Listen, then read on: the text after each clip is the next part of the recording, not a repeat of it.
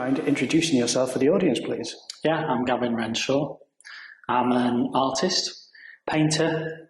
A lot of my work starts off, I would say, with drawing. It's all kind of reinforced by a lot of drawing. But yeah, I paint things at scale, large scale murals, outside, outdoor murals, as well as, like you can see here, quite small, intimate paintings, and kind of everything in between, really. Nice. I was going to say, a lot of people will probably know you as a mural artist. Yeah, I kind of go under the moniker T1. Yeah. From a long time ago, and that's probably from my graffiti days. But as you get older, you start to kind of lose the moniker a little bit, and you prefer to be just under this show. Yeah, it's just under Gavin Renshaw. I can relate. I've just changed my channel names to Simon Lee Renshaw as opposed to Simon Says Artwork. It just felt like I'm trying to mature a little bit. It just took all the fun out of it. Should really address that, like we said before recording, you are my older brother. We're related, so it's not as though we're not familiar with each other and I'm not familiar with your work, as I am. So that's just kind of a disclosure for... That's all right. I'll retell you everything you already know. Yeah. And you'll look surprised. I'll ask you questions out of the straight out of left field. or you'll turn around and say, that's a pack of lies. With people knowing you as a mural artist, I have seen your work in mixed shows, but is this your first solo show, you'd say? It is, actually, which is quite a funny thing, because then it feels like it's, if it's a solo show, it's... you always think a solo show is very kind of indicative of a person's particular, a good wide body of their work, maybe. But actually, this show never really started out as that. It started out as just an idea of trying to unite two different pieces of work, and ended up. It just so happened that it's the first time I've shown on my own, really. So in a way, to call it a solo, it is a solo show, but actually we use this space because we're in the Burley gallery space, and we use this space for showing things, but also as a studio member, we can use it as a bit of a test bed for ideas, and that's kind of how it started out. It kind of got a bit out of hand because you make work, and because some of this work is probably 5 years old, and right up to literally painting last week for it. I think it's in that way what I've kind of done is I've tried to unite these two different aspects of work.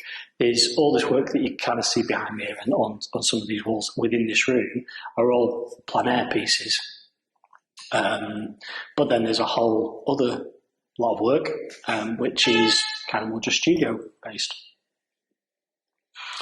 We are right near, we're right in the middle of town, so we're beeping and people passing. And well, that's a slice of life for all the viewers and listeners. The episode 1 for season 6 is going to be in person. There's going to be a series of in-person interviews, and I thought it'd be great to launch season 6 with your show and you as a guest. Just happened to coincide, really. Yeah. I mean, maybe we should give you a bit of background to that. So we are in Preston city centre. We are right slap bang in the middle of Preston city centre. The Harris Museum and Art Gallery is like 50 yards that way, and we're sat in the Burley gallery space, which is across 3 rooms, and then we have studios on the ground floor and we have studios above as well. So there's about 26 artists, and artists can book out spaces. We also have visiting artists, both national and international here. But really, when I applied for this slot, it was with the idea of trying to show this work just to see how it works together and how I could kind of unify smaller works with bigger works, and also things that look very different from each other. Like I said, mixing plein air with studio work. I'm sure a lot of artists are aware, you do end up painting quite different when you're outside and you're kind of under the pressures of the outdoors to what you do in the studio, where you've got all the time in the world, and you work in a very different way. Better or worse? I think it's really fun to paint outside, actually. The pressure of it's quite good. It depends what it's for, you know. If you're painting for some kind of competition, maybe then it is. But just generally, if you're outside painting plein air, I think it's a really nice day. You know, you've got all external aspects which kind of influence the work, and it's just like a really good challenge. It does bear very mixed results, but you know, that's part of the charm of it, I suppose. I think that the work plein air is, you know, you're just working very intuitively, very quickly. Whereas in the studio, you've got the ability to mull over stuff, change things, add a lot more of your own ideas to it. So it is very, very different. So I think some of this work is a lot more traditional in the way it looks, and then some of it isn't. Some of it is a bit more, you know, has a bit more conceptual nature to it. And with this show, you were saying that some of it's 5 years old, some of it's really recent. What's the criteria through which paintings are considered eligible, or you consider them eligible for this show?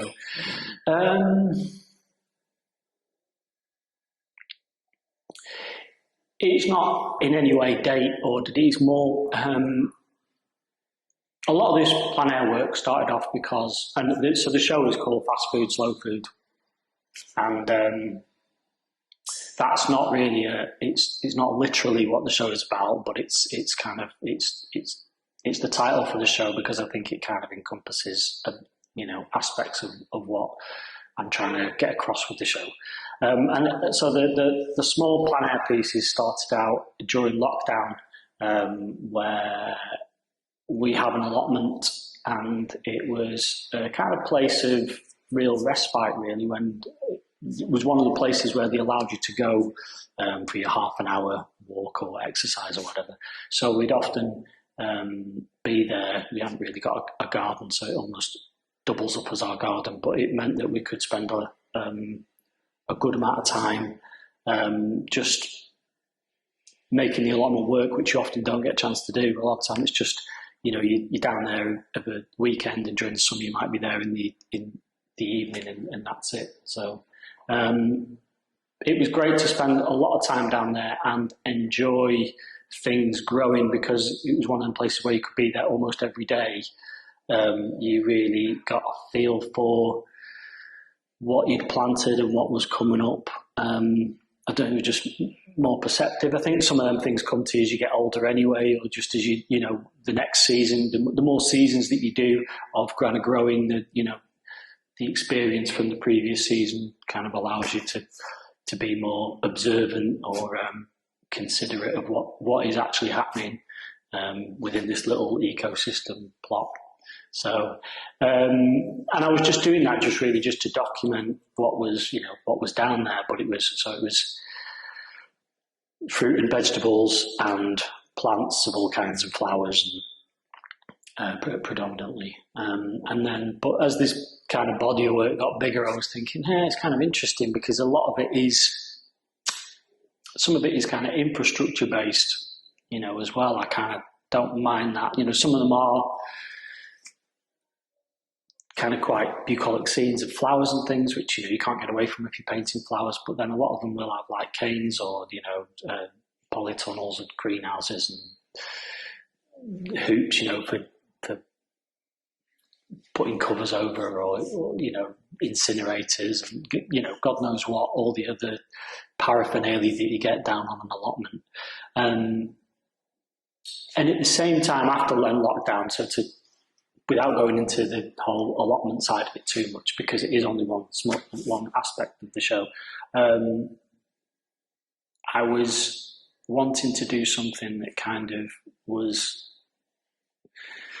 not what feel like maybe polar opposites of that kind of culture, really.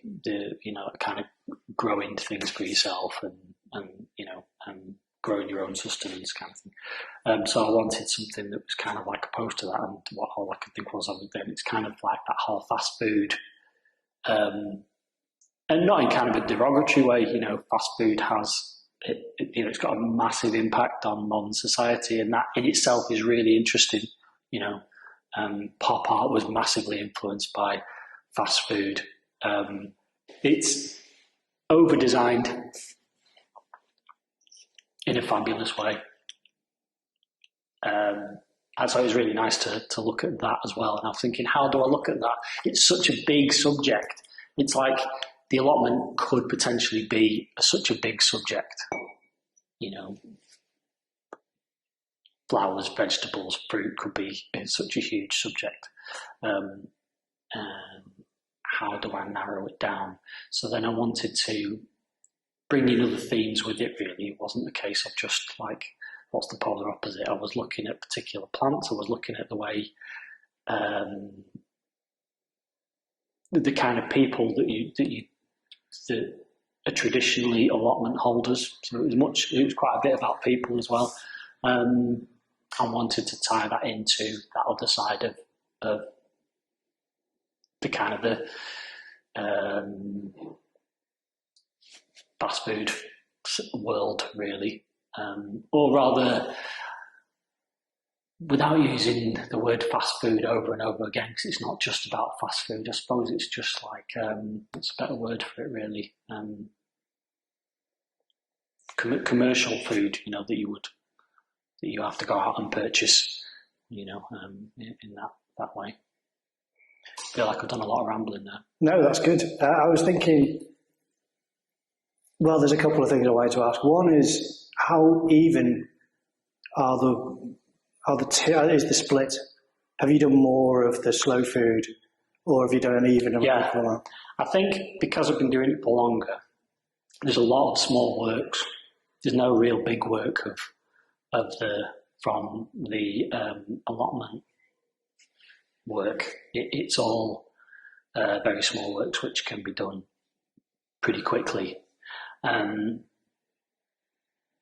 I think they're in kind of groupings, and they're in groupings kind of for a reason, really, because they kind of work together. It's almost like it's the way that like you organise your plot, your allotment. And so I thought it'd be really nice to have them in kind of like these groups that some people, if you're aware of how allotments are, would maybe see it, whether it's seasonally or they go, oh yeah, I put my squash next to my, courgettes, or next to my leeks or whatever, and things like that. So I've kind of done it in kind of orders to a certain degree. There's definite themes that run through that aspect of it. But the other work is already quite a lot bigger because I'm freer to do more with it. I think I go out plein air with a little pop-toad box, and it's, the works are about 20 centimetres by 15 centimetres at best, at the biggest. So they're all really small works, and some of them are on paper, some of them are on panel. You in the studio, you kind of work however you like. So I've, a lot of the other work is then drawings. There's bits of painting, but there's a lot of it is drawings, really. And drawings at different sizes, and there's other aspects that I've brought into it. I've sourced like these the imported coffee sacks. Hessian. Yeah, the Hessian coffee sacks that you get from that coffee gets imported into the country from. So I've managed to source some of them, which work really well with the drawings. They kind of sit next to each other and just look quite good. You've got this kind of very textured, screen printed Hessian sack that sits alongside quite a rustic drawing, but in kind of just charcoal and pencils. And here's a question then, because I did think before, it sounds like it's incidental that the plein air kind of lends itself to the smaller scale, and for the slow food, and then the fast food being larger sounds based on the practice as opposed to a narrative, because I think it's tempting to almost just read a narrative into that immediately, going, oh, well, fast food's bigger, it's more corporate, it's in your face, and slow food is more tucked away, and it's more kind of elegant small spaces that people use, and that's not intentional on your part. No, you're right. I know you could read things like that into it, but it's just incidental, I would say. Yeah. It's an incidental thing. There's quite a lot of work that I produced for both sides of it that didn't really make it in, so it was quite selective. And there's a lot of work in the show. There is a lot that got X'd out. So you change your ideas as you go, and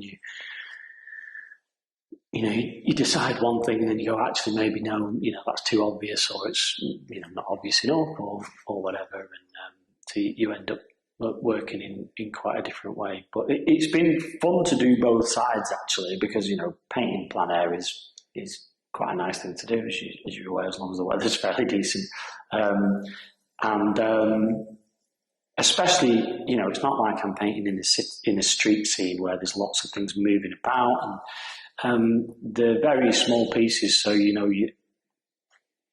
they're not massively influenced by the way that the day is. Some people will be out all day.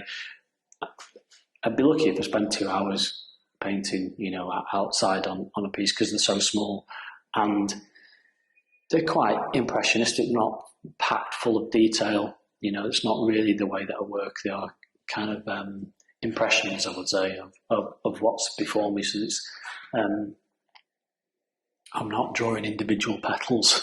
But does it stay in situ, or do you kind of get them back to the studio and go, you know what, another hour on this wouldn't hurt?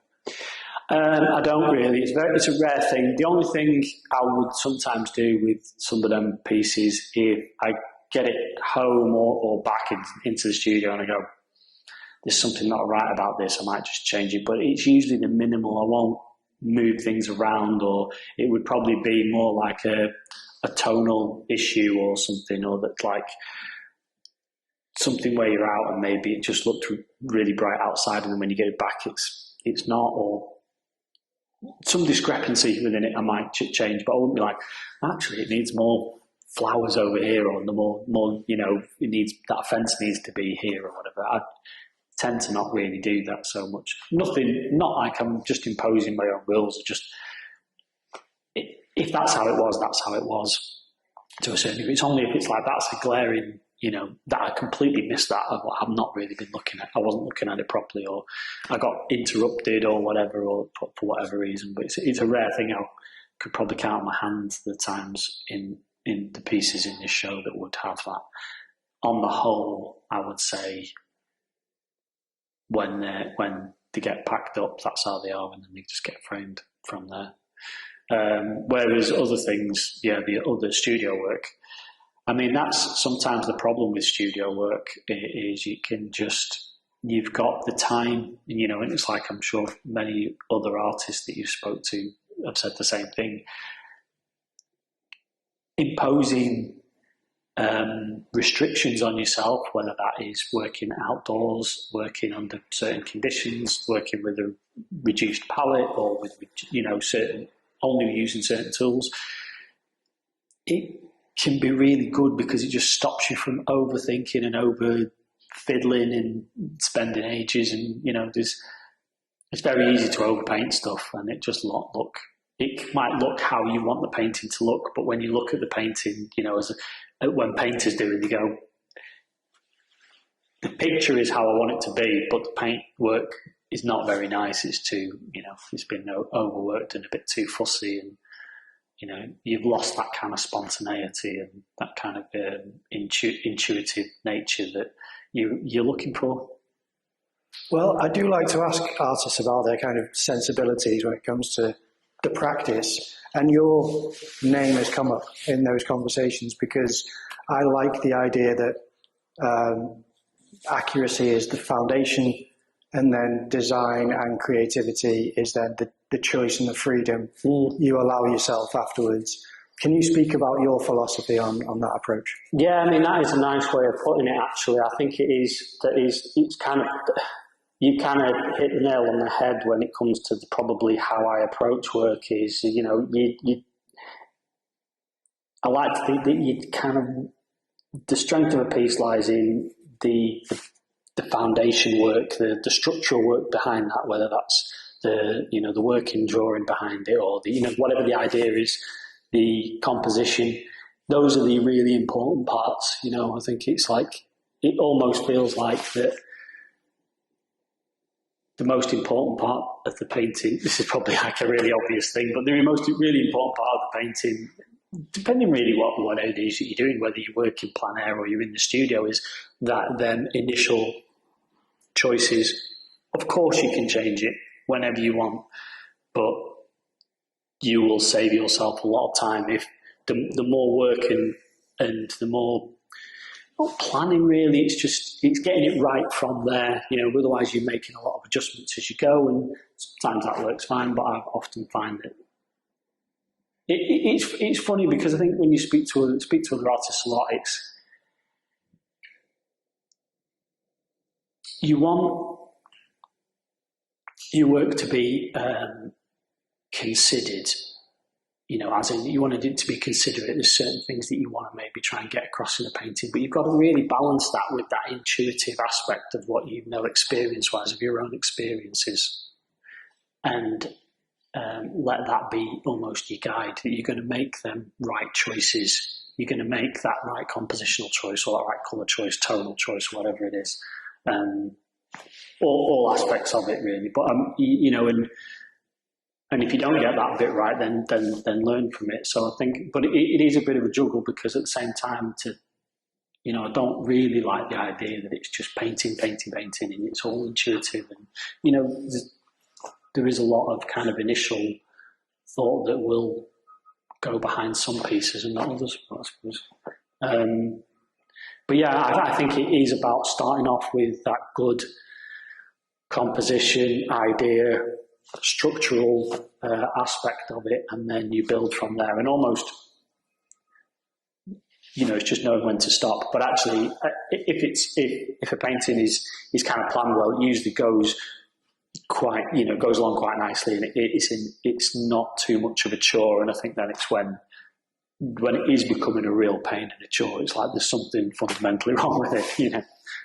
I've heard it described as, and this is from, I think it was Claire, my friend Claire, who said it's worth remembering what drew you to the scene in the first place, because in the process of painting it can get lost what was important to you about that composition. Yeah. Does that happen, and do you kind of find either a new priority, or, because you're known for playing with colour palettes, which I think again is a liberty which not everyone affords themselves, and I find it to be a nice discussion point with artists. So do you kind of work into a painting not knowing where it's going to go, and then go, now it's important to me to push this? Yeah, definitely. It'd be very rare that I know.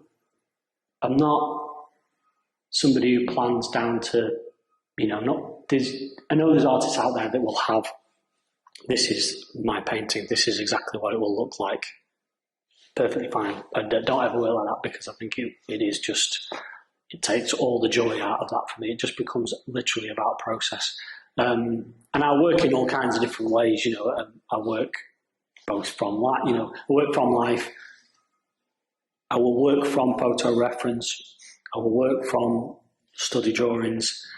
I will work from my imagination. I think it's like the full scope, and you kind of need bits of everything sometimes to make it work. And and having, I think, all them things is really handy. If something's not right that you're trying to work out, then go back to your reference. Or if something's in front of you and it's not working, like, go back to looking at what you're doing and measuring whatever it is in front of you. The real tough thing is working from your imagination, because that's the part where you are just, it's fun, but at the same time it can be frustrating if it isn't. I think it gets easier as you get older, because obviously your vocabulary and your the lexicon of kind of imagery in your head and the things that work. That's also a pitfall, though. It's very easy to go, it's all right, if I make a mess of this, I know how I can fix it by using all them little clever tricks. That could also be deemed quite a lazy way of making things work. But I know I use it myself all the time. It's like you go, it's not really working, I know how I can fix it. It's probably fine for the viewer because they never know, but deep down within yourself, like, I had to fix that using the time-old method of knowing how to fix something, but in your own mind, it's not then a successful piece, I think. So a lot of it's all self-imposed, and it doesn't really mean anything outside of that. Somebody might go like, that looks fine. I don't know what you're talking about, but probably deep down you go, yeah, I had to use a few little tricks to make that work. Well, what's an example? Because that's interesting. That I don't know what. Because for one, I'd like to know what the ideal is. Because I assume most paintings have an ugly stage that you then have to pull out a few tricks to kind of go, Well, I think it comes back to, it's kind of how you said, really. It depends what you're making work for in the first place. If you've got an idea in your head and you're like, right, I've got this idea, this is how I want this painting to work. It never works like that. But, at least that's your foundational point. That's what you want it to do. You want it to say this, or you want it to look like this, or whatever it is, however that is. It might be a combination of the two. But if it's a concept that you're trying to get across, somewhere along the line you might stray from that, just inevitably. And you usually always do. Things never work out how you want. You have this idea in your head. It never looks like that, but if at some point in that process you're at a stage where you go, this whole idea that I had of it being, this particular way, it's hard, isn't it? I'm trying to think of a good example. I want an example. Is it a difficult example? All right, I'll give you an easy example. You're trying to do a painting that just focuses on midtones. For whatever reason, and you start, and at some point in that process, you just realise it's just not working how you want it to work, and you start to add in more darks, and you start to add in more lights.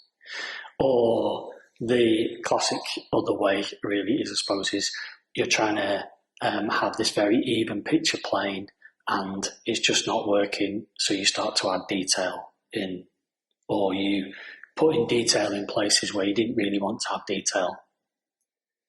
Nobody else is going to know that.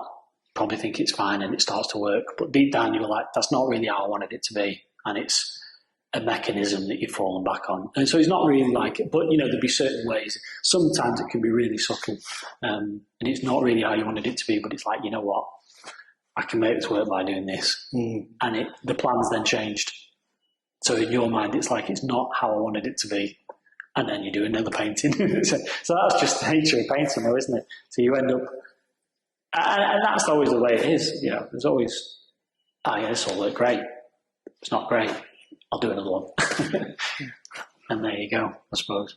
I suppose another thing which I'd like to ask about is how abstract will you go with your work? With it being figurative work, what's your relationship with abstraction? Because I would argue I see quite a bit of abstraction in your work, and I wonder how you consider that. I think, I'd always love it to be more abstract. I mean, I love abstract work. I think when I was younger as well, I loved a lot of abstract work, almost as much, if not more, than what I do now. I remember seeing a Max Ernst painting in Tate, Liverpool when I was still at school, and I thought, that's just amazing. Can't remember what it's called. It was called something like Moon in a Bottle, I think. But it's, I used to just love abstract work. And I would say that it's a side of my practice I wish I did more of and I was better at, but you do really have to, it is a very, very personal thing. I think, again, talking in a very general way, you could paint a picture of a person and most people will go, that's a picture of a person. And you can paint something abstract that you absolutely love and somebody will be like, I'm not getting anything from that. So it's such a personal thing, but you know when you see something that's abstract that you're like, I love that. That is just, it's hitting all the right notes to me. That it's got everything about it. But so that's why it's really interesting. I think you can make a person look like who they are, and you can make a flower look like a flower or whatever, to a certain degree. But it's very hard to make abstract work. I think that you can be happy with, that also other people go, I see what you're trying to do with this. It's so particular. So I do love it a lot, and I would say you could spend your whole life just trying to make really nice abstract work. I think it's a very, very hard thing to do. And anyone who turns around and says, abstract work, it's not, it's the hardest thing ever. The same way that like making things up is, you can make things up all you like, and sometimes it's really difficult to make it work. That's when you're making things up out of your own head, which is essentially, that's abstraction, isn't it? And a lot of abstraction can come down to process, which I think is an interesting thing again, because what's the phrase really is it's kind of, you always want to, the eye doesn't really want to recognise the hand. So I suppose that's why you're forever painting. You'd love to make marks that you've not ever seen before, but inevitably you make them same repeated marks and you start to get a bit sick of seeing them marks. So you're forever trying to increase your vocabulary of how you go about doing things in a very traditional painting sense. And I think that's where, abstraction is that lovely mix of kind of process and a handmade thing that's great. There's lots of abstract painters that I absolutely love, and I try and bring as much abstraction into the work, and I think that you can see that it's quite graphic, the work. So I think design comes a lot into it, architecture comes a lot into it, and they just lend themselves to that abstract imagery anyway. So. I think I'd love to do more. I think I'd love my paintings to be more abstract, but I'm not good enough to keep them at that level yet. I'm trying, and I'd like to try harder. And there is bits that are there is elements to them that I think goes into abstraction, but it's still a picture of something that you can see. It's what you judge abstraction to be. Every painting is an abstraction of that image. It's never the same thing, isn't it? You go into the philosophical side of what abstract art is really, and it's whatever, wherever along that line you perceive it to be. But yeah, I'd love my work to be more abstract, and it's not through lack of trying or not through any other external pressures. It's just yourself. It's too easy to continue on or to start making things that look familiar. And so I think it is about you're forever trying to, the hand is forever trying to trick the eye into thinking this is a new thing that you haven't seen before. But that's a hard thing. Well, were there to be a slideshow showing the timeline of your work, is the trajectory heading towards more abstraction, do you say?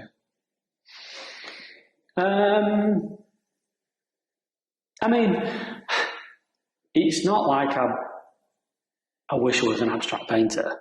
I like all kinds of painting. It's like,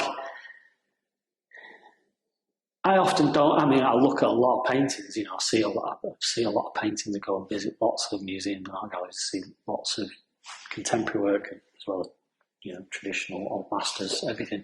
But I look outside of that a lot. More influence comes from outside of painting than what it is. You don't want to be too influenced by other paintings. Usually you're just kind of in awe of seeing other painting. You're kind of like, wow, that's amazing. But work should.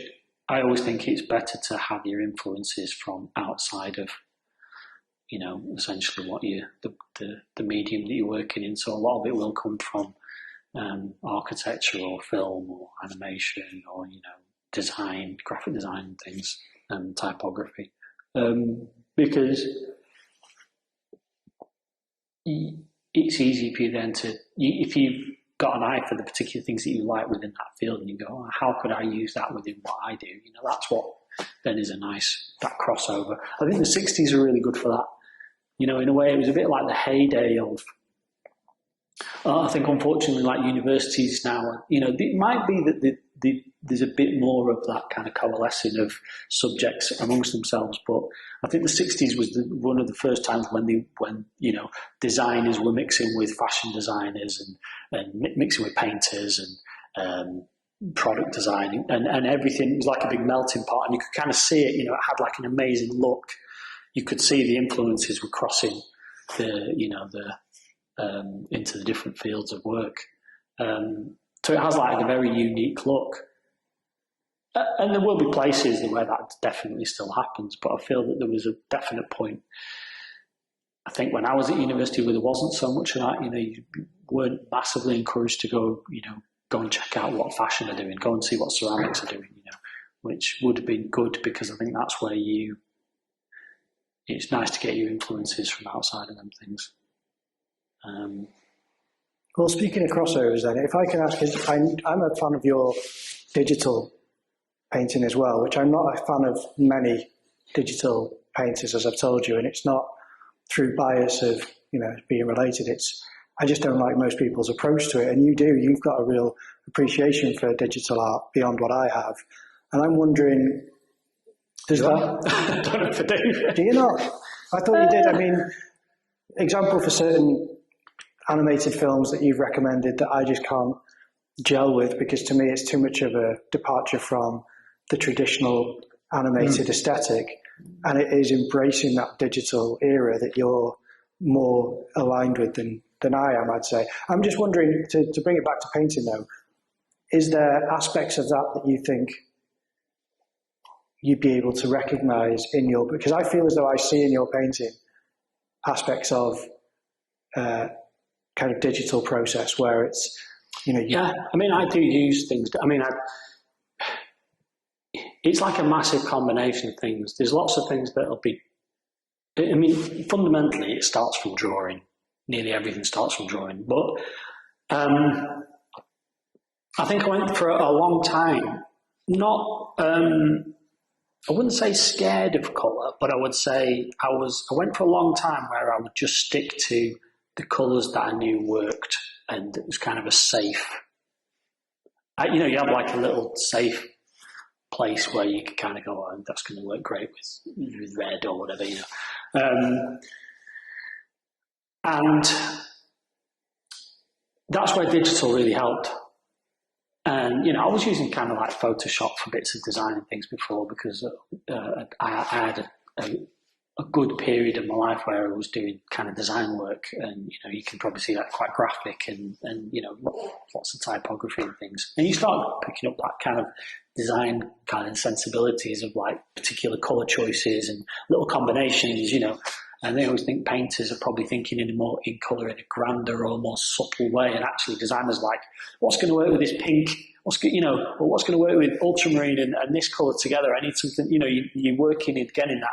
And it's about kind of limiting what you, the tools that you have, but making it work. And I think it's a really good skill to have, actually. Designers have got that great eye for using very limited things and making them work visually.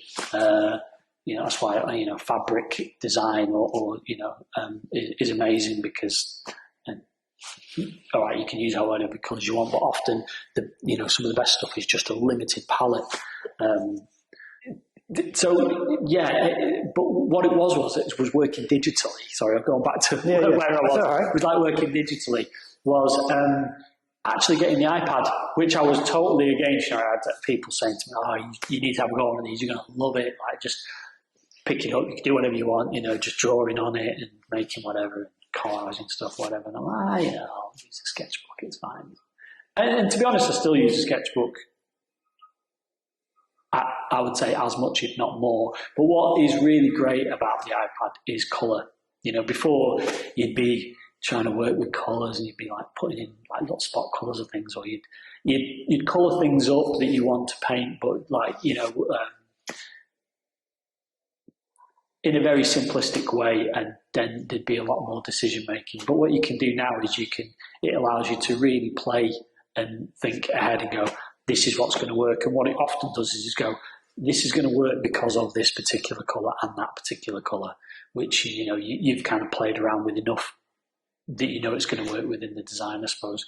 So it's definitely sped a lot of things up where you could spend a long time just playing with colour and trying to make it work. Now it's just like, draw it in there, is this going to work? Boom, boom, boom, boom. And within the space of 15 minutes, you've got something that you think, yeah, that'll work.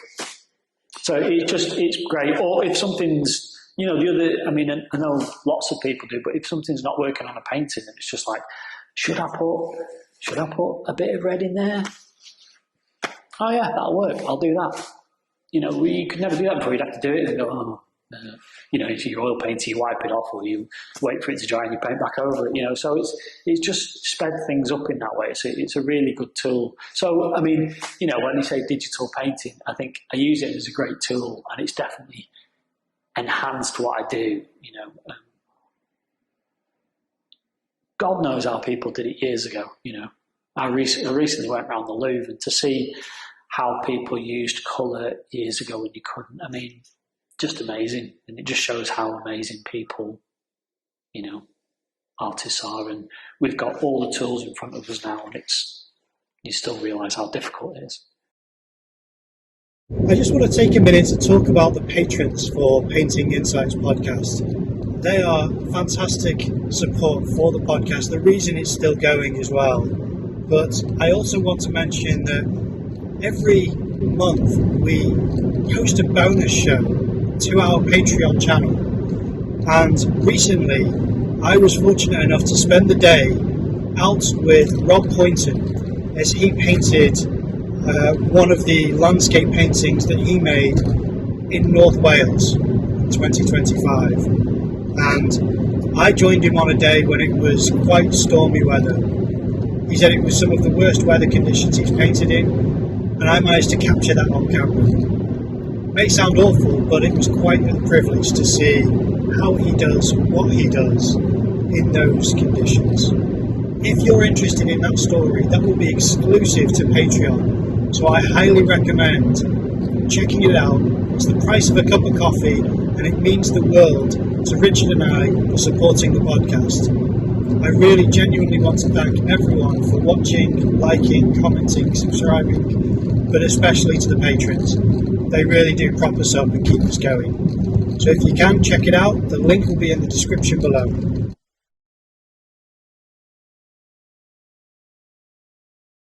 Well, there's a question then, and this is maybe a bit unfair. Are we losing something by having the tool to almost shortcut experimentation into then a colour dropper or a paint bucket to then say red, no, blue, no, whatever, magenta, and you're like, oh, that works. Are we losing something which is part of the education, the building blocks of the traditional routes where that knowledge was earned? And I'm only asking this because of our conversation regarding devices replacing certain practical tools. Yeah, maybe. I think as long as you learn from it. It depends what kind of an artist you are. I think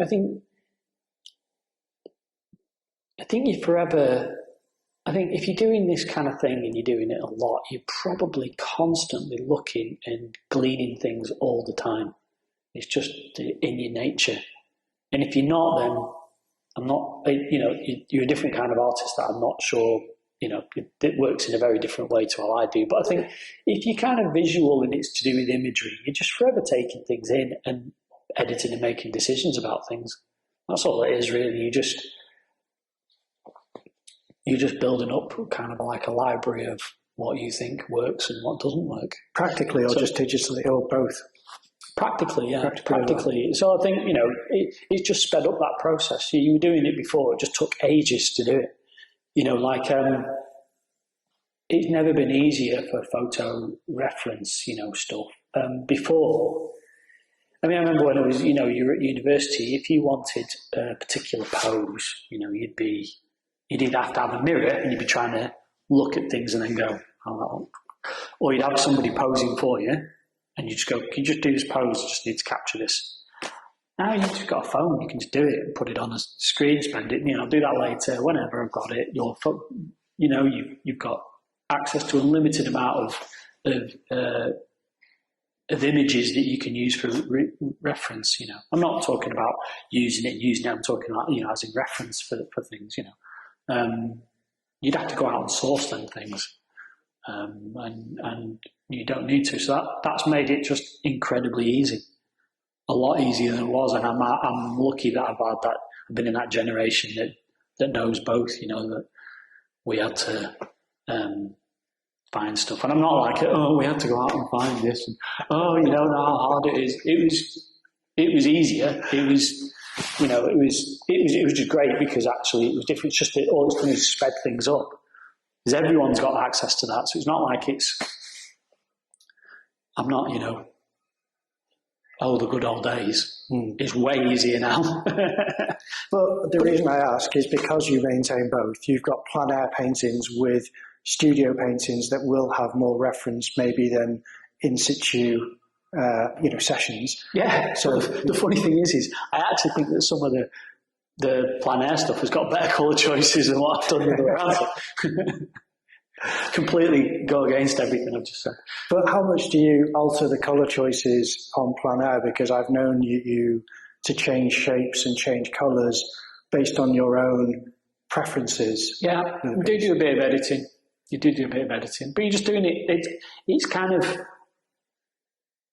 that's the thing. I think some of it comes from, it's built and it's kind of intuitive. It's kind of built in.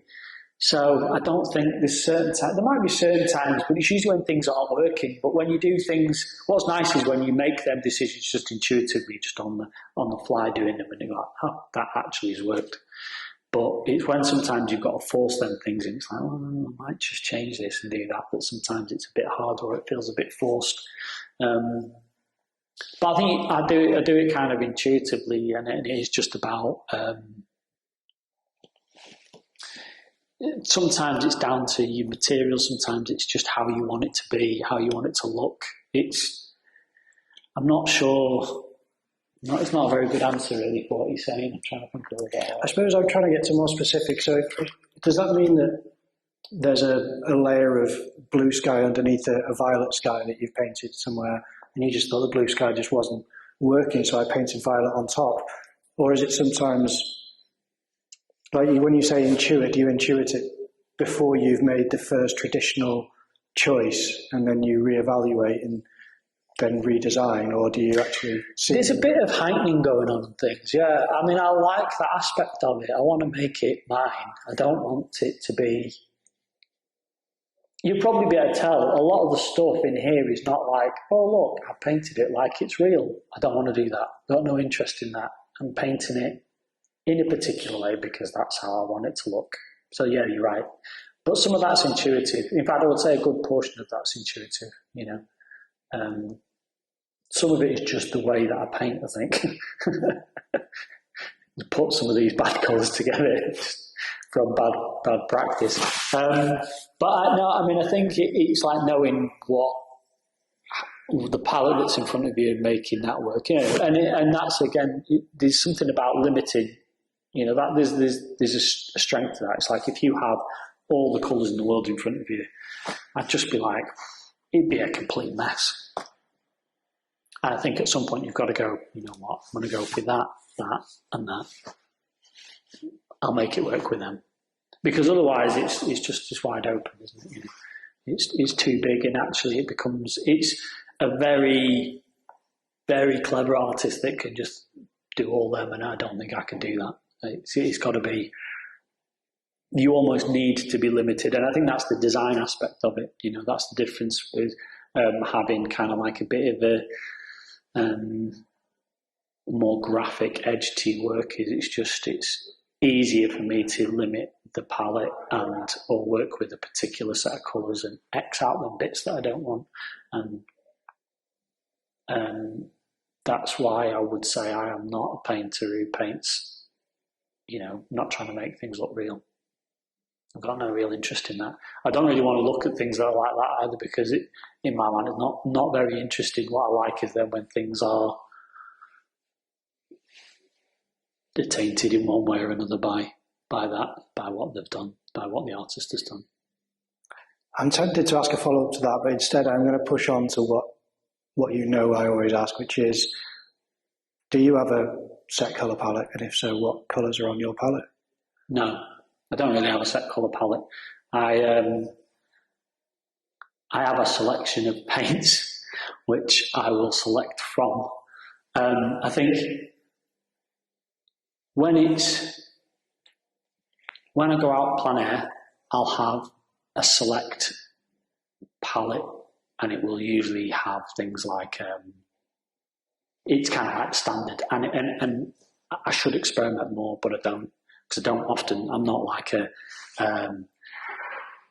I don't often do plein air. This show is a lot of plein airing, but it's not like I would say I'm a plein air painter. You know, I paint a lot of it. My work is not in that fashion, so I kind of make it work for myself. But I could probably work it a lot better. I know people out there have tried and tested all kinds of different combinations. I'll do it well. I've got like an ultramarine. I've got like a nice like cadmium red, and I often use like a yellow ochre rather than like a you know, a cad yellow or something. And I will often take things like a magenta or a phthalo blue or something, or a green, something that's a bit different, that's difficult to mix. You know, it's difficult to mix like a really punchy magenta, and it's quite difficult to mix like that kind of lovely turquoise colour. So I'll often take things like that. Not that I'll always use it, you know, I'll use it all the time, but it's there. They're kind of like your little backup colours that if you need it. But it's a very limited thing, really. I'll often mix my own greens, but when I paint kind of murals, that's a very different thing. You will really pick your colours before you go. Sometimes you can use, but you know, if you've got the time, I'll love to use bucket paint. You know, so it'd be like a masonry paint. But it'll often be mixed from just them set primaries. You know, you might, if you're doing like a big wall and it's like you need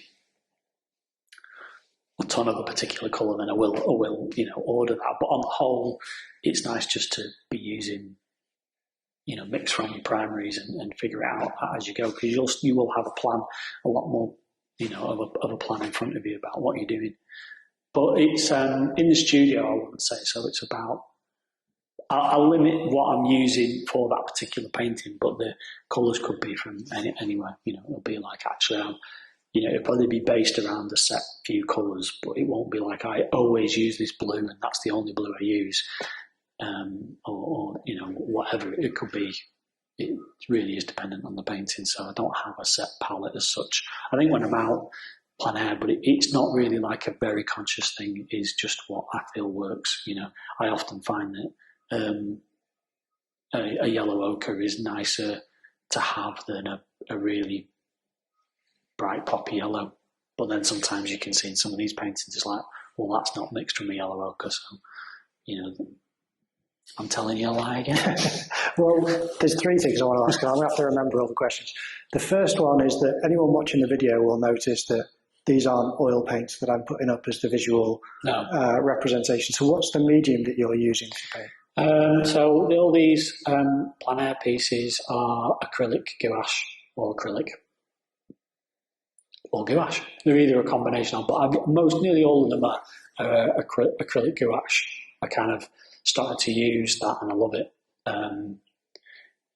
I used gouache initially, and I have mixed results with it because I'm not very good with kind of like watercolor and things like that. And it felt like it was, you know, it was really graphic. Sometimes you'd be lifting things, and I love the kind of the permanence of acrylic and the speed of it, really. But what's really nice about the acrylic gouache is it keeps that flatness, which I love. It's very matte, flat. Sorry, didn't mean to interrupt. I was going to say, doesn't poster paint offer you something then, which has a flat graphic layer and doesn't lift? Kind of. I love the opacity of it. What you get, I feel, with like a gouache, especially acrylic gouache, you get that opacity, which is very much how, again, going from a spray paint background, using spray paint a lot when I was younger, you know, the ability of a spray paint is you've got a black, you can go right over it with a white. Won't show through, you know, really. You know, you can have a yellow going over a blue and it won't, you know, you try and do that with acrylic, it's a nightmare. And I think the acrylic gouache offers you that similar level of opacity. It's like, that's wrong, boom, there we go, I'm going to put that over it. You know, the immediacy of doing it and being able to cut a colour over another one without any. And it's a bit working in a very graphic way. It's not for everyone, Again, every time you use oils, you've got to flip your brain into a different way of working because it doesn't work that way. You're almost working in kind of like colour planes a lot, which is a good way of describing how I work. Actually, a lot of it is kind of colour planes, like little tonal colour planes. And I know that if you, oil painting more, you're more sculpting what you're trying to see really in that way. So it's different, but I do love it. It kind of suits the way I work. I kind of like how graphic it is. I love how flat it is. I quite like flat work. I'm not a massive fan of things that have really got a lot of depth to them in that way. I like kind of planes, a theatrical look to them almost. There is the illusion of texture in your painting, as opposed to actual highly rendered, kind of fussed over. I think a lot of it's in its edges. I have quite a raw edge to a lot of things that I do, and it makes it can be a bit of a forgiving way of working, really, especially when you're not using a lot of detail, which I don't really. Having that kind of rough edge and leaving a lot of underlayers visible and things. I think a lot of people you could look at the paintings and think it's quite a lazy way of working, quite a lazy way of painting, really. But it works for me. I like it. Well, if I can get to the two other questions, because they're quite boring and straightforward. One, what's your white that you use?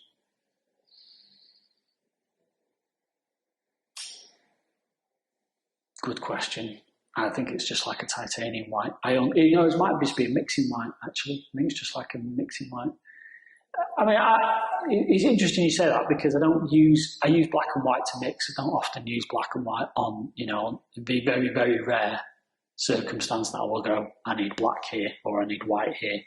A lot of the paintings, you'll probably be able to tell when you look at the paintings, actually, that most paintings fall within inside of that. A lot of it is around the mids.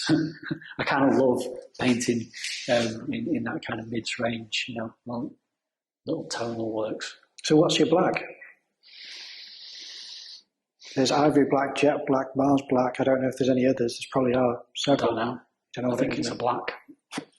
I'll find out whilst I'm here. I'll have a look for you. And put it on the screen. That's how disinterested in black I am. But the other thing is, artists have... Yeah. Go on. No, I've got a feeling I'm sure it's just a Mars black or something. I'm not sure. Because they, apparently do different things, They will do, won't they? I'm sure they do. I'm not that kind of a painter. I'm not massively obsessed with the technical side of it, I would say.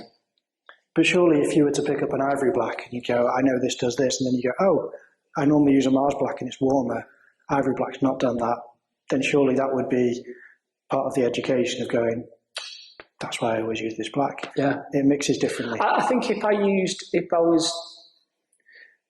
was painting a lot more realistically from life, if I was trying to paint a scene and it was like, I would be a lot more aware of that. But you can see there's so much of a design aspect that just feeds in where, the changes in colour are there. I'm not using I'll just not use black. If I use black, I'm using it, to mix and I often don't use it to like a lot of people will. I'll use complementaries to take down the hue of something or the amount of chroma rather within colours. I use black to mix greys and things, I don't use a lot of it. If I'm putting black on the palette, it'll be a very small amount. White I use a lot of to pale colours off and things, but it's not so much black. I've heard that's why artists have green on their palette, is to kill the chroma more than as a shortcut colour. Yeah. Has that never appealed to you, or have you just never tried it and use black instead? No, I do, but I usually mix. That's what I usually use black for. Actually, I usually use the black to kind of mix a green often, or little combinations of greens, and as well as using blue and yellow and things. But bits, but again, and in that kind of way, I'm not using paint in that technical way where I'm searching for. I will look for particular tones, but I kind of know what tone I'm after. Whereas I think there'll be a lot of people who are painting, who are like, I need that exact tone for it to work. And I've done some of that, but I don't paint like that anymore. Do you mean hue? Sorry. Yeah. Sorry, the hue. Yeah, the way you're like, I need this particular. This colour has to be exactly right. It's got to be within the right tonal range. It's got to be the right hue. Whereas I'm not so focused on that. I have painted like that. It can be quite frustrating. Yeah, because again, you're absolutely dictated by what's in front of you, and sometimes it's like, I'm just going to use this and see if it works, and that does work. No, it doesn't work. I'm going to do this, and it'll make it work. And I'm working in that kind of more. I'm not like I just don't think I'm out working that way. But you can kind of tell from the work I'm not interested in working in that kind of way. How did you come across acrylic gouache? Because I've never seen it in a shop. And I wouldn't have known it existed unless you told me. Until you told me. Who did I see who was working with it? I'm trying to think. I knew that. I worked a lot with acrylic because of kind of the immediacy. I think a lot of that comes from painting with spray paint. Painting graffiti, working quick, going outside, working where you're limited by the elements. So you really just want to put something on the wall quick. Get that colour across. So get whatever you're trying to do across. So you're working quick. So then it felt natural to work with acrylic, indoors because it was quick drying. And I love oils. I love kind of the way they can look. But I think, and again, I can see why people are really drawn to oils when they're really particular about colour shift. Although acrylic now, some of the top acrylics are so good, the colour shift is, you can barely tell. It's really good. But the thing with acrylics was sometimes it didn't, they have the varying levels of opacity. And again, that designer aspect in me was just like, I'm not massively interested. It was one of the things where as a student, you'd look a lot at,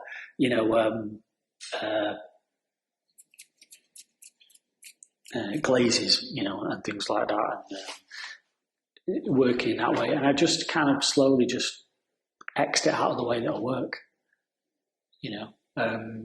I kind of liked using flat planes of colour to try and to try and make the image work. So what worked for that? I mean, every medium can work for it, but I just quite like the flatness of acrylic gouache. Gouache designers, it was always used to be called designer's gouache, and you do your illustration, you draw an illustration and you literally be filling it in, and then you do your details over the top with gouache. I remember using it a lot like that, but with this, it seems to be the best parts of acrylic and the best parts of gouache. It just works. I like it. It was word of mouth. I can't remember, I don't know if I saw somebody using it or I saw it and thought I'll just try that. I can't remember. I'm sure that somebody would have told me about it, but I can't quite remember. I mean, it wasn't that long ago. I would say it's only maybe 10 years, maybe 10 years ago. Before that, everything was acrylic, pretty much, or oil, or, I've never really used watercolour as much since, again, being quite young. And I love it, but it's very hard to work with. I think it's so much, watercolour is not about solid blocks of colour. It's a lovely way of building washes, and so that's quite an alien way for me to work. And I'm sure that if I tried using it now, I'd probably one of the things where I love it. It's often the way, sometimes you just need to try something new, don't you?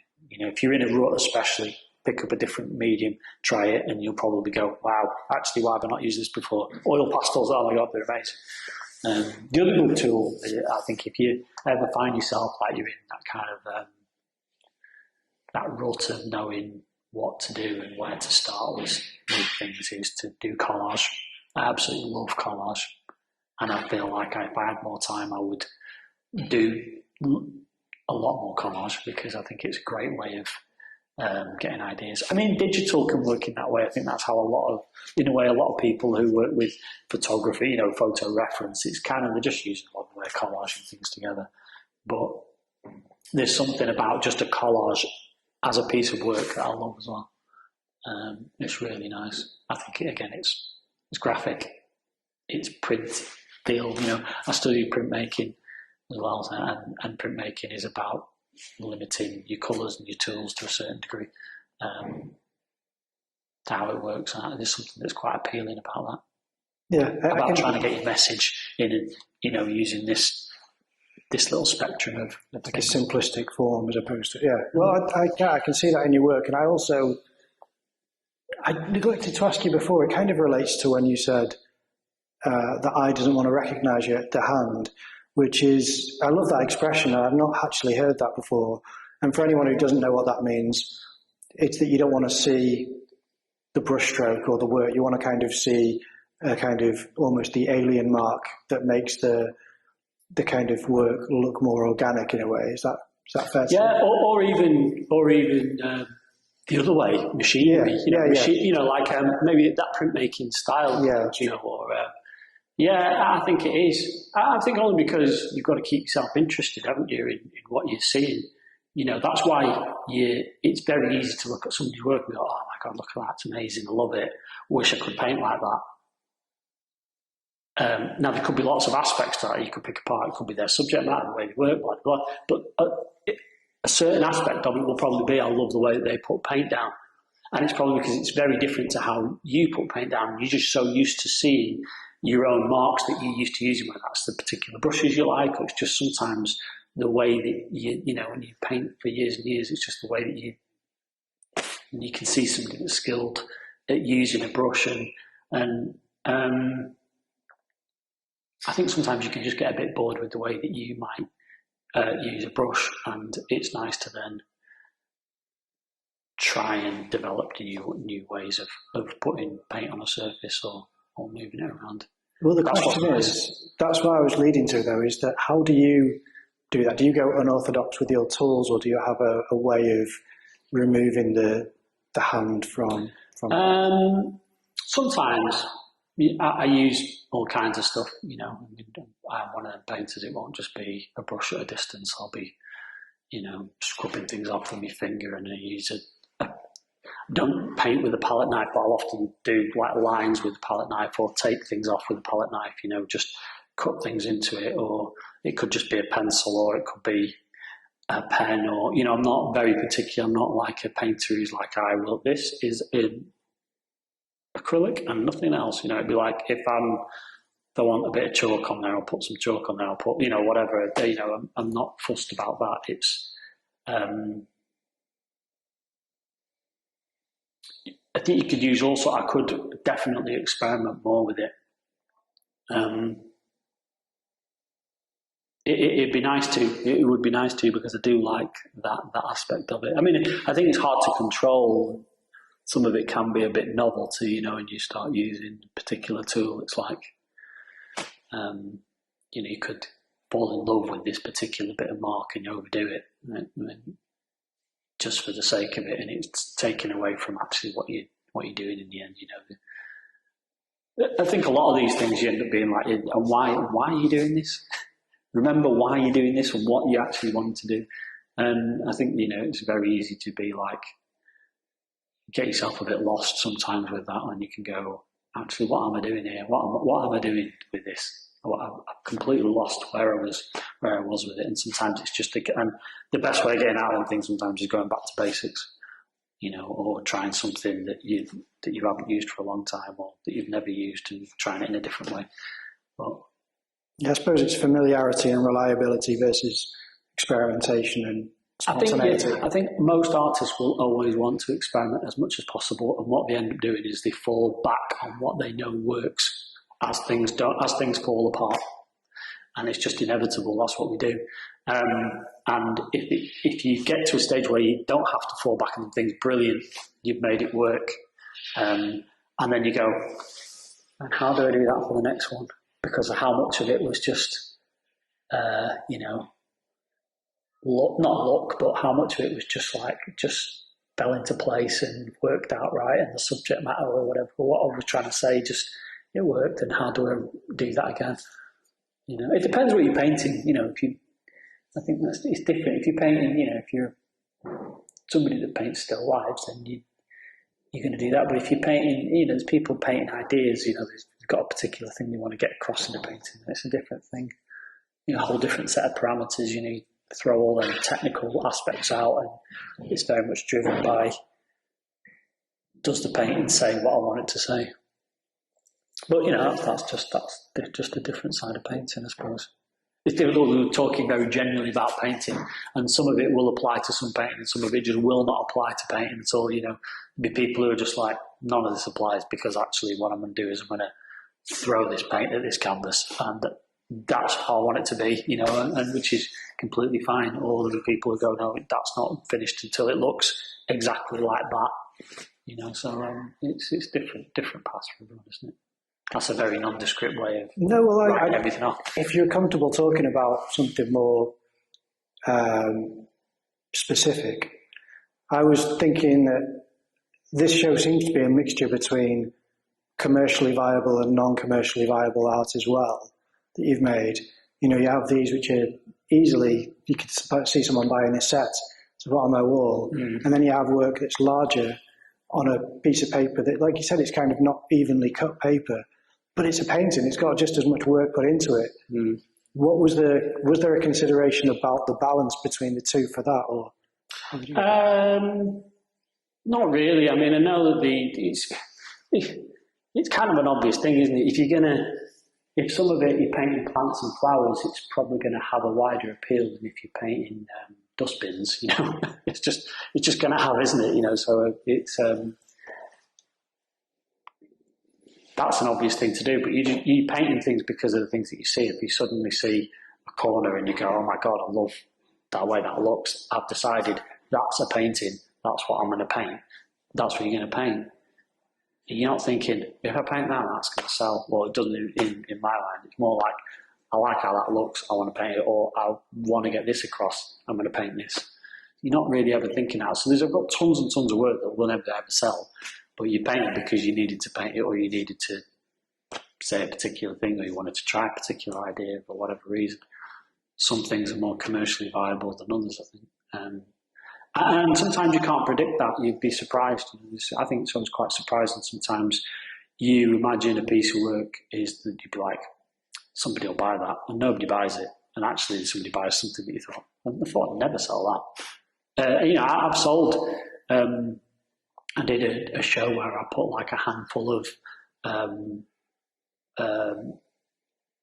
kind of figurative works in, and then there was also some kind of quite experimental, mark-makey, abstract works that kind of worked with them, really, and sold them. And I was quite surprised. I was just thinking, why would anyone buy them? But not that I was thinking that anyone would buy them. I just thought, you put stuff on a wall and you just think, might go, might not. But then I was a bit like, didn't think somebody'd go for that, but obviously they do. So you can't, people see things. You paint things because of the things that mean to you, or the things that you want to say.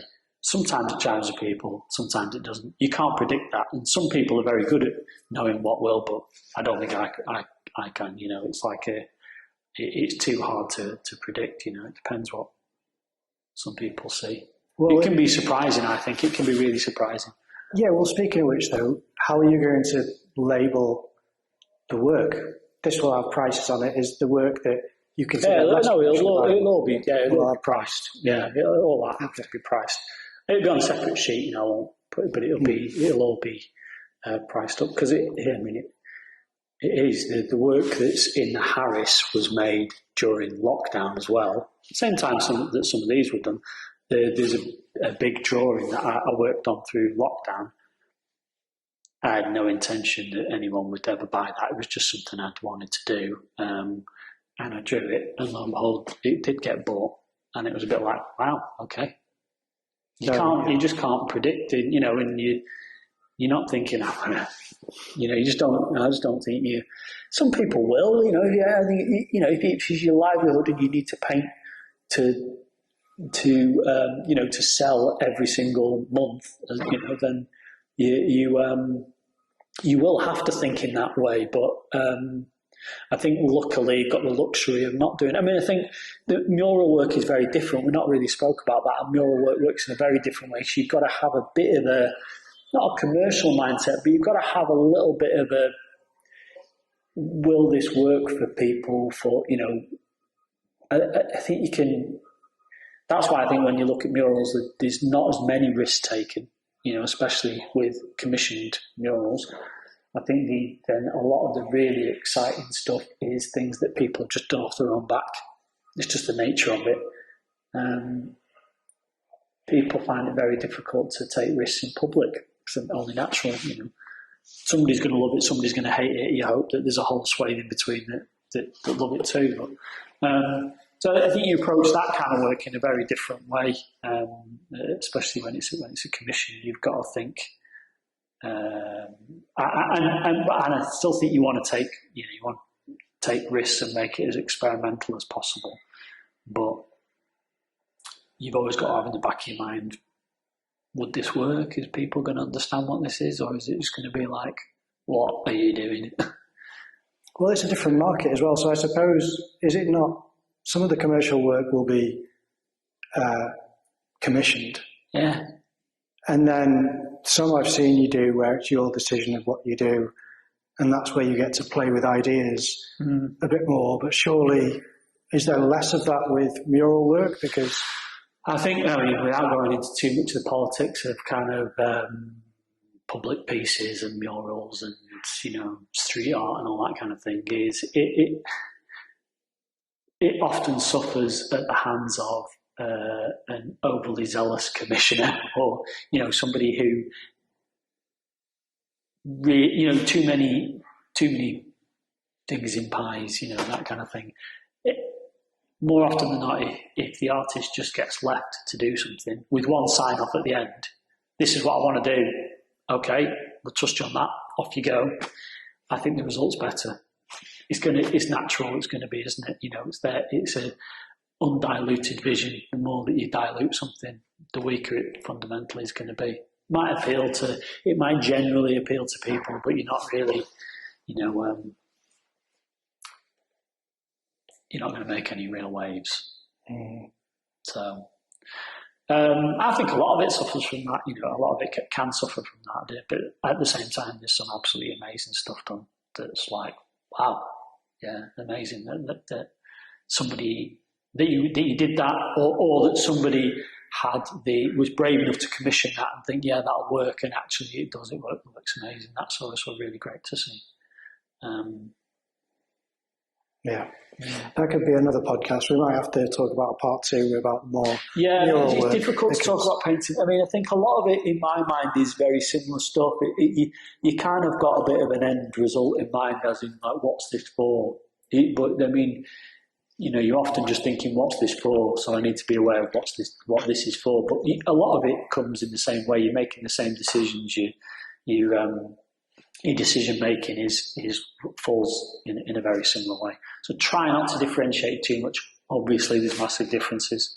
You tackle everything very differently. You know, I think there's going to be a lot more planning when you're doing things publicly at scale, huge on a building. You've just got to, because you've got to, you know, eliminate any potential pitfalls as much as possible. And still try and keep it, you know, it's a tricky thing, and try and keep things interesting. Try and do something visually that's interesting. So I think that is a hard thing. If you're up for it, maybe in a season 7 we can do more about murals and drawings. We haven't really talked about drawing much. Yeah, I know this is Painting Insights, and it's a lot about studio practice, or it's about plein air, which is what I think when I've talked today, that's what we've kind of focused on. But yeah, I mean, you could talk in depth about other things. It is different, and I know, you know, I've touched a little bit on drawing, because drawing is an aspect, but I know that because it's a painting podcast, I focus more on painting. But I mean, painting at scale it's easy for me to turn around and say it's very similar to just if you're painting at this size or the size of a building, it's the same. In principle, it is. Obviously, there's lots of other things that just feed into that you know, intuitively you just do, which we'd have to go into again at detail, because there's so much of that. But I mean, principally, there's no different. I try and say that to people because it can, you often get how do you paint that big? And it's like, well, what you use a bigger brush, it's like anything. It's like, how do you go from this size to this size? You mix more paint, you use a bigger brush, and everything just gets transcribed bigger. It's essentially the same, That sounds very undermining of what it is. It's not that simple, but in principle, it is. So yeah, talking about this space, obviously, there's you're curating this space. It's beautiful. Where else aside from here? And actually, yeah, it'd be worth naming here as well. Where is your work exhibited for people to see in person? Well, not many places at the minute. I mean, this show opens on Friday. It's in Preston City Centre. It's at the Burley, and it's on for a month. Ends on the 6th of December. We're open Thursday, Friday, Saturdays, 11 till 4. It's all kind of it's run kind of by its members, and we do have like a small amount of associates which help us. So a lot of it is just run, voluntarily and in-house. So hence why we can't open every day of the week. It's not like a commercial venture really. It's a council building, so we're quite lucky that we're kind of tenants of the council. So we're limited about what we can do there really. But it's a great little showing space right in the middle of town.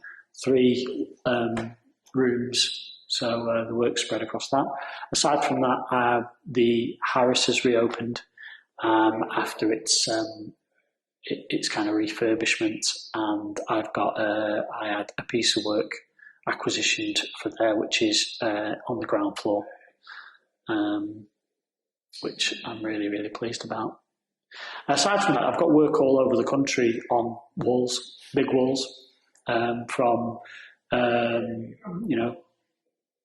recently done one in Portsmouth. There's literally from Southampton and Bournemouth, really low down right up to Shetland. I've got work and abroad as well. So we do have international viewers and listeners. Is there, are people able to see the work in Portugal or anywhere else? There is some work in Portugal, in Porto, after working over there. I'm trying to think where else there is. I mean, it's difficult because, the way things are with murals is you do work, and if, a couple of years, sometimes it's still there, sometimes somebody else has come in and painted over you, and that kind of, the way that the work is very ephemeral. So sometimes you have to call ahead and go like, is the work still on show? Like, I thought there was work. I had work in quite numerous places in London, and I thought that some of them had been painted out and taken down. I found out that it is all still up actually, which is really good. So there's quite a few pieces in London and Bristol and all over. Is there anything in Manchester? Or is that gone yet? As the Withington Hospital, is it? Yeah, Withington, there's a few pieces there. The best thing to do, I think, for people is to go on to, it's called Street Art Cities. It's a great way, to be honest, if you're visiting a city in abroad in France or wherever you are.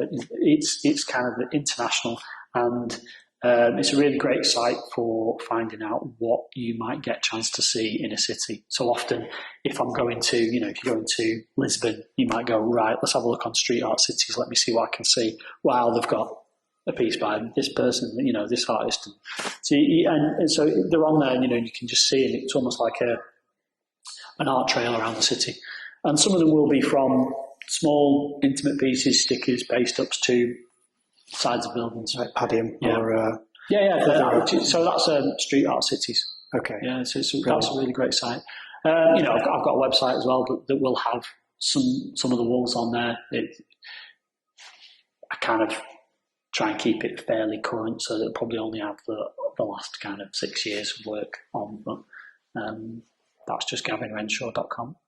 Brilliant. And is there any other social media where people should go to see you support your work?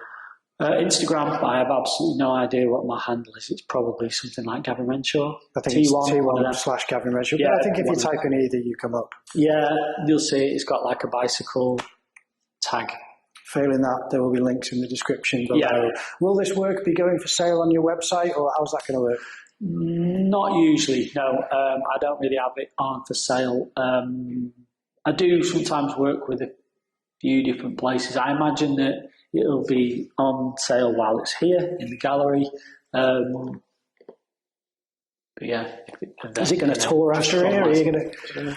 Not that I know of. It's like I said, it's very much a bit of an experimental show. You know, I'm not sure how it's going to work. I kind of hope I'm going to make it work. I'm in the process of putting it up. I think it'll work. I'm confident it'll work, but you never know with these things. You know, what works in your head doesn't always work in, you know, more often than not doesn't work in reality. You've got to do quite a lot of moving about and changing things. So I'm going to see how I feel about it. It's kind of a bit of a work in progress, maybe.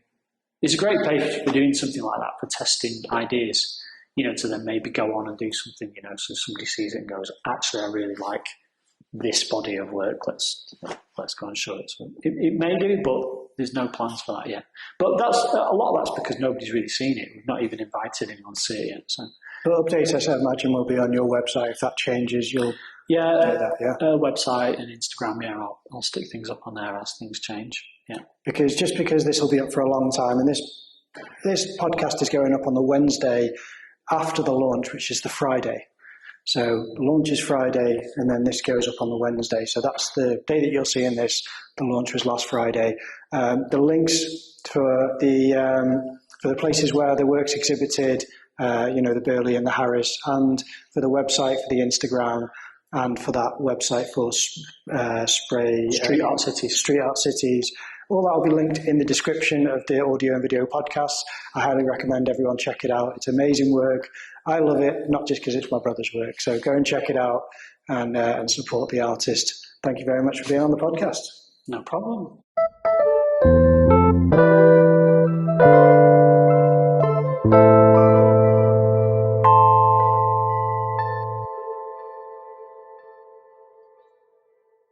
Well, we hope you enjoyed that episode. If you can support the podcast by leaving a like or a comment down below, that would really be great. But what we'd really like is if you're able to leave a review on the podcast channels, wherever you listen to it or download it, because that helps us get spread around the internet so that more people have access to us and able to see what we're making. Also, follow us on Instagram, and we'd really appreciate it if you like and engage with our posts. Help get the podcast better known. Thanks for listening.